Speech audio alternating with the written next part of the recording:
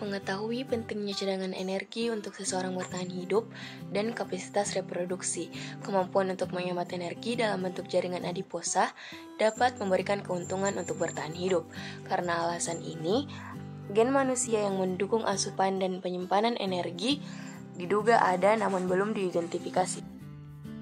Namun, mudahnya akses makanan penuh kalori atau tinggi kalori serta gaya hidup yang kurang bergerak telah membuat konsekuensi metabolik dari maladaptif gen ini. Nah, sebagai tambahan, beberapa obat juga dikaitkan dengan peningkatan atau penambahan berat badan. Obesitas adalah masalah gizi yang paling umum dan paling mahal di Amerika Serikat. Berdasarkan indeks massa tubuh atau disingkat IMT, berat dalam kilogram dibagi tinggi dalam meter pangkat 2, 67% pria dewasa dan 62% wanita dewasa, termasuk overweight. IMT-nya di atas atau kurang dari 25 dan 75,5%. Untuk pria dewasa dan 34% wanita dewasa yang IMT-nya di atas atau kurang dari 30, itu sudah termasuk obesitas kelas 1. IMT dengan lebih 35 ini merupakan obesitas kelas 2, sedangkan obesitas kelas 3 merupakan IMT lebih dari 40. Nah, prevalensi meningkatnya sebuah resiko obesitas ini berada pada sekitaran umur 60-69 tahun. Namun, meningkat pula pada sekarang yaitu berada pada sekitaran 5 tahun. Nah, untuk IMT yang lebih dari 28 ini dihubungkan dengan 3 atau 4 resiko penyakit, yang dimana penyakit ini berupa penyakit jantung iskemik, stroke, diabetes mellitus yang lebih dari populasi umumnya. Peningkatan lingkar pinggang lebih 102 pada pria dewasa dan lebih 88 cm pada wanita dewasa dihubungkan dengan peningkatan risiko penyakit jantung iskemik, diabetes mellitus, dan hipertensi sistemik. Dalam hal ini, orang yang overweight dengan distribusi lemak dominan di abdomen umumnya terjadi pada pria tua dengan gangguan toleransi glukosa berisiko tinggi menderita penyakit ini walaupun tidak termasuk obesitas dalam kriteria IMT. Peningkatan morbalitas dan mortalitas apabila sudah melampaui IMT dan distribusi lemak itu sendiri sudah dijelaskan sebelumnya mengenai dari diagnosis sindrom metabolik itu sendiri, yang dimana pasien akan dikatakan apabila dia mempunyai 3 dari 5 faktor yang ada. Nah, 3-nya itu yang pertama ada peningkatan glukosa, yang kedua yaitu peningkatan pada lingkar pinggang pasien, dan yang ketiga yaitu peningkatan pada HDL rendah pada pasien. Nah, selanjutnya resiko anestesi apabila pasien sudah mencapai dari obesitas kelas 2 dan kelas 3, yang dimana sistem metabolik dan sistem komorbidnya akan turun dan akan rendah dengan sendirinya. Pengelaksanaan obesitas dengan mengurangi asupan kalori dan meningkatkan laju metabolisme atau olahraga, yang diarahkan menuju penurunan jangka panjang dari berat badan adalah kurang efektif, dan 90% sampai 95% orang yang menurunkan berat badan dengan segera naik kembali. Baik protein karbohidrat dapat diubah secara metabolik menjadi lemak dan tidak ada bukti bahwa mengubah proporsi relatif dari protein, karbohidrat, dan lemak pada diet dapat mengurangi asupan kalori akan mendukung terjadinya penurunan berat badan. Namun, lemak memiliki densitas kalori yang lebih tinggi dibandingkan karbohidrat dan protein, serta kontribusinya terhadap palatabilitas makanan, meningkatkan pencernaannya, dan meningkatkan asupan kalori.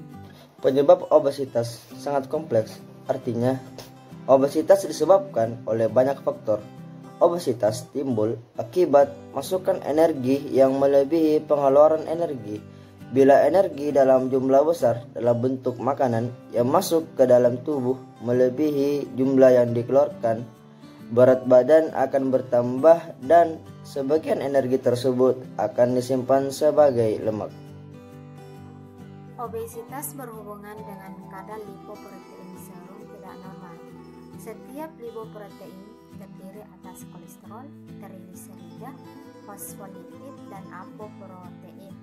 Trigliserida merupakan penyimpanan lipid utama dalam jaringan adiposa. Pada penderita obesitas, kadar trigliserida dalam darah lebih tinggi dibanding dengan orang yang tidak obesitas. Keadaan obesitas meningkatkan risiko penyakit kardiovaskular karena keterkaitannya dengan sindrom metabolik yang meliputi resistensi insulin, gangguan toleransi glukosa, abnormalitas trigliserida, hemostasis, disfungsi endotel, dan hipertensi. 6 trigliserida disebut juga triacylglycerol, adalah lipid sederhana yang terdiri dari asam lemak dan gliserol. Kemudian trigliserida terdiri dari 3 asam lemak yang masing-masing berhubungan dengan gliserol tunggal. Trigliserida merupakan komponen lipid utama dalam asupan makanan. Terdapat sekitar 98% dari total lipid dan 2% sisanya terdiri atas fosfolipid dan kolesterol. Trigliserida dapat disimpan dalam jumlah berlimpah untuk memasok kebutuhan energi tubuh selama berbulan-bulan, seperti dalam kasus orang obesitas. Trigliserida disimpan dalam jaringan adiposa, otot rangka, hati, paru-paru, dan usus untuk menyediakan energi dalam proses metabolisme. Dalam penggunaan trigliserida untuk energi tahap pertama yang terjadi adalah hidrolisis, trigliserida menjadi asam lemak dan gliserol. Kemudian asam lemak dan gliserol ditransfer dalam darah ke jaringan yang aktif, tempat oksidasi kedua zat untuk menghasilkan energi. Gliserol sewaktu memasuki jaringan yang aktif segera diubah oleh enzim intrazol menjadi gliserol. Gliserol 3-fosfat diproduksi di 2 tempat, yaitu hati dan jaringan adiposa. Kemudian dalam hati, G3P dibuat oleh fosforilasi gliserol menggunakan gliserol kinase dan ATP. Kemudian gliserol dari degradasi adiposit TAG ditransfer ke hati melalui sirkulasi. Kemudian dalam jaringan adiposa, G3P dibentuk dari reduksi dihidroksiaseton fosfat atau metabolit glikolisis oleh dihidrogenase gliserol 3-fosfat. Selanjutnya, 2 molekul asli CoA bergabung dengan G3P menggunakan sintetase fosfatidat atau lemak asli CoA transferase untuk membuat asam fosfatidat. Asam fosfatidat menggunakan fosfatase kehilangan 1 gugus fosfat dan menghasilkan digliserid atau DAG. DAG menggunakan sintase bergabung dengan 1 ekstra asli CoA dan menghasilkan TAG. TAG kemudian diangkut ke VLDL hati. Penumpukan lemak berlebihan yang terjadi pada penderita obesitas mengakibatkan meningkatnya jumlah asam lemak bebas atau free fatty acid atau FFA yang dihidrolisis oleh lipoprotein lipase endotel. Peningkatan ini memicu produksi oksidan yang berefek negatif terhadap retikulum endoplasma dan mitokondria. Free fatty acid atau FFA yang dilepaskan karena adanya penimbunan lemak. Mekanisme lain yang berperan terhadap meningkatnya kadar trigliserida darah pada penderita obesitas adalah resistensi insulin. Resistensi insulin ini dapat menghambat lipogenesis dengan cara menurunkan pengambilan glukosa di jaringan adiposa melalui transporter glukosa menuju membran plasma. Selain itu, resistensi insulin ini mengaktifkan hormon sensitif lipase di jaringan adiposa yang akan meningkatkan lipolisis trigliserida darah di jaringan adiposa. Keadaan ini akan menghasilkan FFA yang berlebihan di dalam darah. Sebagian akan digunakan sebagai sumber energi dan sebagian akan dibawa ke hati sebagai bahan baku pembentuk trigliserida. Asam lemak bebas akan menjadi trigliserida kembali dan menjadi VLDL di hati. Oleh karena itu, VLDL yang dihasilkan pada keadaan resistensi insulin akan sangat kaya akan trigliserida. Disebut VLDL kaya trigliserida atau VLDL besar. Kadar trigliserida di dalam darah dapat dipengaruhi oleh berbagai sebab. Di antaranya yang pertama, diet tinggi karbohidrat, 60% dari intake energi dapat meningkatkan kadar trigliserida. Yang kedua, Asupan protein, bila seseorang mengonsumsi protein yang makanannya melebihi jumlah protein yang dapat digunakan jaringannya, sejumlah protein ini akan disimpan sebagai lemak. Yang ketiga, peningkatan asupan lemak akan meningkatkan kadar trigliserida. Selanjutnya yaitu diet tinggi serat. Intake serat yang tinggi akan mencegah karbohidrat membentuk trigliserida. Selanjutnya faktor genetik, misalnya pada hipertrigliseridemia familial dan disbeta-lipoproteinemia familial.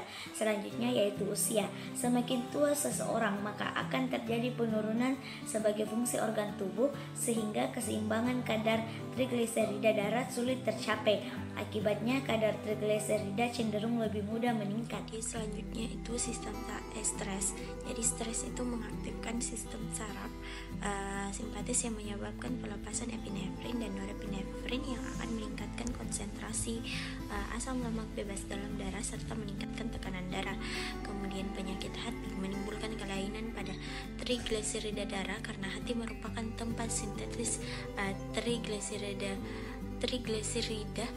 sehingga penyakit hati dapat menurunkan kadar trigliserida. Kemudian hormon-hormon dalam darah, hormon tiroid menginduksi peningkatan asam lemak bebas dalam darah namun menurunkan kadar trigliserida darah. Hormon insulin menurunkan kadar trigliserida darah karena insulin akan mencegah hidrolisis trigliserida. Selanjutnya, penumpukan lemak berlebihan yang terjadi pada penderita obesitas mengakibatkan meningkatnya jumlah asam lemak bebas yang dihidrolisis oleh LPL endotel. Peningkatan ini memicu produksi oksidan yang berefek negatif terhadap retikulum endoplasma dan mitokondria. Obesitas merupakan hasil dari kombinasi penyebab dan faktor, termasuk faktor individu seperti genetika dan perilaku. Perilaku dapat meliputi aktivitas fisik, pola diet, gaya hidup, dan faktor paparan lainnya. Pengendalian berat badan sangat dipengaruhi oleh tingkat pengeluaran energi tubuh. Pengeluaran energi tubuh disebabkan oleh aktivitas fisik dan metabolisme basal atau tingkat energi yang dibutuhkan untuk mempertahankan fungsi minimal tubuh. Metabolisme basal bertanggung jawab terhadap 2/3 pengeluaran energi orang normal dan aktivitas fisik mempengaruhi 1/3 pengeluaran energi orang normal. Gangguan metabolisme tubuh seperti obesitas mempengaruhi gaya berjalan dan keseimbangan. Penderita obesitas dari segi anatomi mengalami perubahan postur yang terjadi adalah penurunan lingkup gerak sendi atau LGS, kurangnya elastisitas pada ligamen dan otot, serta perubahan center of gravity atau COG. Dari dampak perubahan postur dapat menyebabkan tubuh menjadi instabilitas.